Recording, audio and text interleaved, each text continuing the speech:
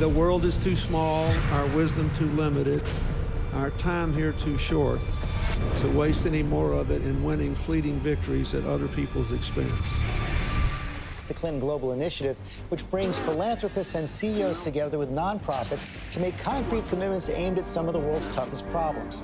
Almost 10 years in, they have leveraged billions of dollars in assistance in more than 180 countries. CGI was designed to tackle big global challenges in bite-sized pieces, with the conviction that regardless of size or scope, our problems will yield to concerted action and innovative partnerships of individuals, NGOs, businesses, and governments.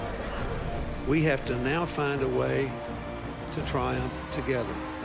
All the problems that we face, from climate change to financial contagion to nuclear proliferation, are too complex and cross-cutting for any one government, or indeed for governments, to solve alone. Because we believe that ending hunger is not only possible, but it is both a moral and strategic imperative.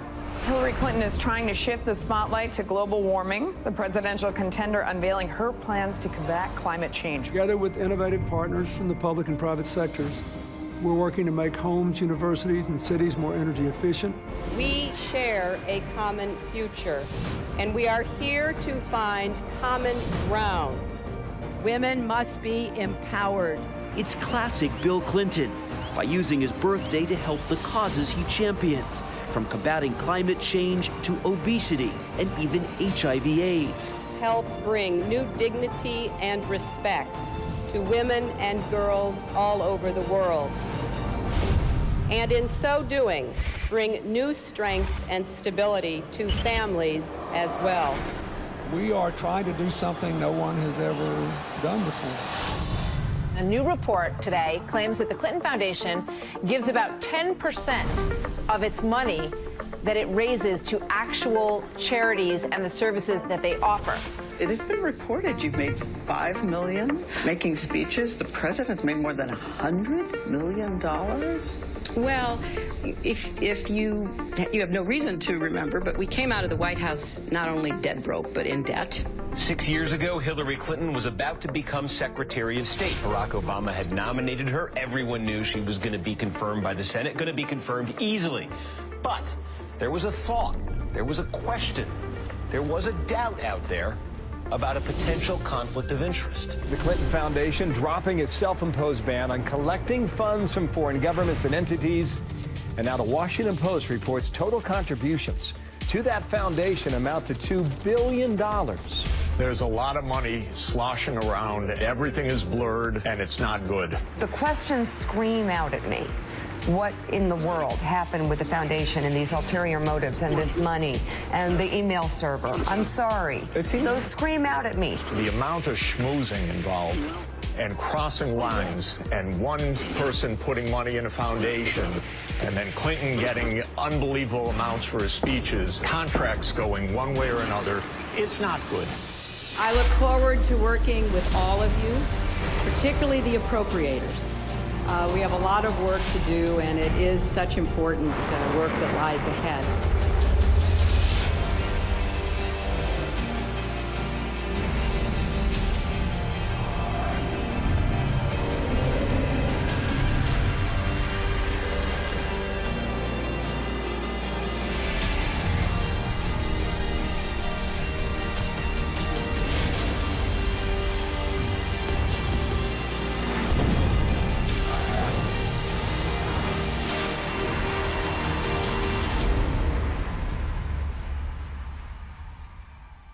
We did this with a very simple strategy.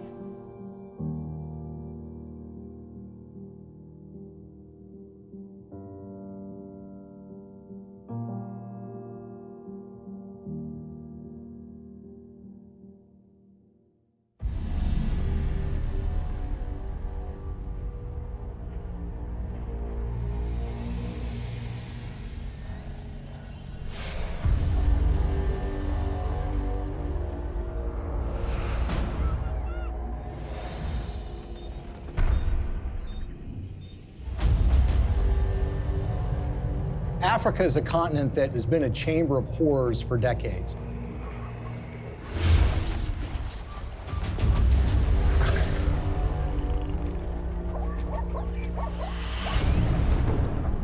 It's really not the fault of the African people. It's largely a result of the kind of system that's been perpetuated there. You have these oligarchs which dominate these countries that oftentimes have natural resources that can be very lucrative. And these oligarchs strike deals with foreign corporations or foreign governments who in effect prop them up and put them in power. And in exchange, these oligarchs give these entities access to rich mineral deposits. And the Clintons, you would expect to be opposed to this sort of thing, and that's at least what their language does. Our countries have deepened our cooperation on many issues, including good governance and transparency, energy, regional security, and advancing peace and development in the Niger Delta. The problem is, their words are different from their actions. Rwanda has clearly taken an impressive trajectory of development, and the people here still think Kagame is the man to take them to another level. President Paul Kagame has walked all around the crowd, thanking the people for electing him unopposed as chairman of the RPF or president of the RPF for another 7-year term. But his critics say that far from entrenching democracy in Rwanda, he's actually eroding it by silencing his opposition.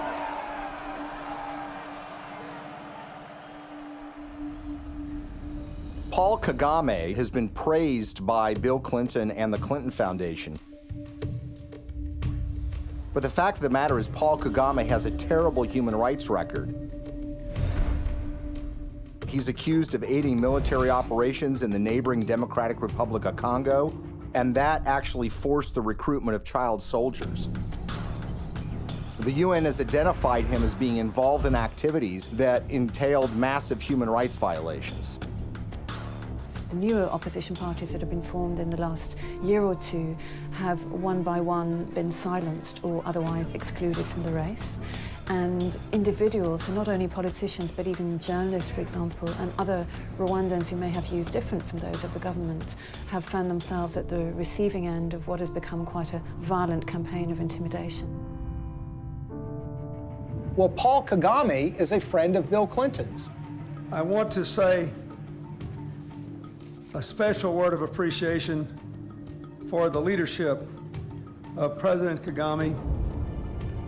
I'm greatly humbled to receive this Clinton Global Citizen Award. He's actually given awards by Bill Clinton for his conduct as the leader of that country, and they regale him as a great military leader. This is the sort of legitimization that we don't want of these kinds of dictators and leaders.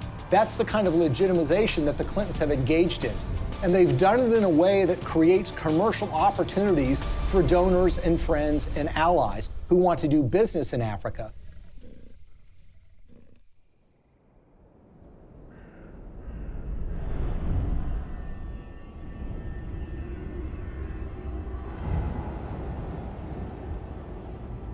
Business in Africa means you're dealing with dictators who are going to give you access to, say, mineral rights or oil drilling rights, but you're going to have to pay them off. The Clintons partner with foreign entities who want access to Africa, and specifically mining companies or energy companies who need to get concessions for access to oil or natural gas or the rights to mine for gold.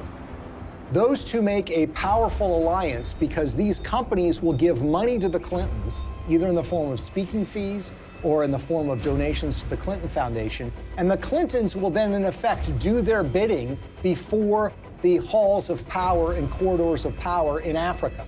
And they will go to foreign governments and encourage them to do business with individuals who are putting money in their pocket. And this leads to some amazing fits of behavior that, in a way, are just reminiscent of 19th century colonialism. A perfect example of this is Ambassador Joe Wilson. Joe Wilson is a longtime friend of the Clintons. In fact, he endorsed Hillary Clinton in the 2008 presidential election. And it was also thought that he might become a senior official in Hillary Clinton's State Department. But the fact of the matter is Joe Wilson was up to something far more nefarious during Hillary Clinton's tenure as Secretary of State. In 2009, shortly after she became Secretary of State, when Wilson was the vice chairman of a company called Jarge Capital, they took out a 50-year lease on 400,000 hectares in South Sudan. South Sudan was in the middle of a civil war, and this lease was actually signed with warlords who were involved in the civil war. These individuals who were engaged in massive human rights violations, including the massacre of opponent tribes. And basically what Joe Wilson was engaged in was something called investing in sovereignty changes. They were basically cutting deals, lucrative deals, worth potentially hundreds of millions of dollars with these warlords. And the expectation was simple. These warlords would take power, then they would give them access to these lands where they could make huge amounts of money exploring for natural gas, exploring for oil, and for mineral rights. Ambassador Joe Wilson isn't the only Clinton friend and foundation donor who was working in war-torn countries.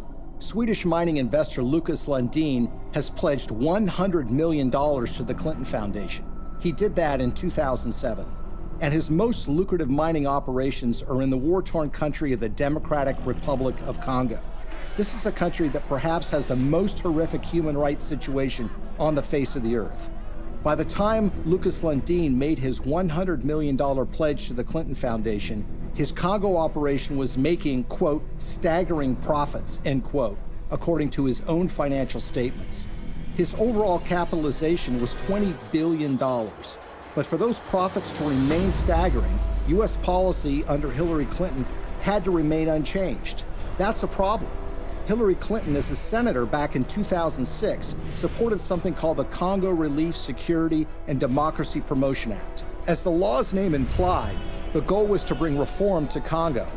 That's not something that Lucas Lundin would want. So in 2009, when Hillary became Secretary of State, she reversed course 180 degrees and went from supporting reform in Congo to supporting the status quo, which is exactly what Lucas Lundin would want, who of course had committed $100 million to the Clinton Foundation. But Congo isn't the only scandal-plagued country where Clinton benefactors have made millions. Africa's most populous nation, Nigeria, is full of promise, but fulfilling that promise is sometimes a struggle. Plagued by corruption and mismanagement, the resource-rich country has a poverty rate of over 50%. Look at a country like Nigeria, which is really a cesspool of corruption. In fact, people will say it is perhaps the most corrupt country in the world. It's rich in natural resources, it produces a lot of oil, but that money never trickles down to the people. It goes to the oligarchs who run the country, who oftentimes take that money and put it in Swiss bank accounts in a way that, of course, the people of Nigeria can never benefit from. And you see, there's a federal law in the United States which says if foreign governments that receive U.S. assistance aren't transparent in how they spend that money, that they will not be able to get U.S. foreign assistance anymore. It's about transparency. But there's a way around that law. You can get a waiver from that law. How? By getting the U.S. Secretary of State to grant you a waiver. We intend to remain very supportive on your reform efforts. Thank you for mentioning the work we did together on the elections. We're also very supportive of the anti-corruption reform efforts, more transparency, and the work that you and your team is also championing, because we really believe that the future for Nigeria is limitless. So in the case of Nigeria, they receive hundreds of millions of dollars in U.S. foreign assistance. They've not made progress in being more transparent. And of course, they've gotten exemptions from Hillary Clinton while she was Secretary of State. What's so curious about this is what was happening commercially to the Clintons while this was going on. Bill Clinton, for the first time ever, gets paid highly lucrative speeches in Nigeria, which had never happened before. In fact, he gets paid to do 2 speeches for $700,000 apiece by a businessman in Nigeria who just happens to be close with the president of that country. Keep in mind, by the way, that his normal speaking fee is less than $200,000 a speech. So this was an enormous payday for Bill Clinton. Okay, now we'll begin the panel. Maybe, just maybe, the American people are tired of being sold out.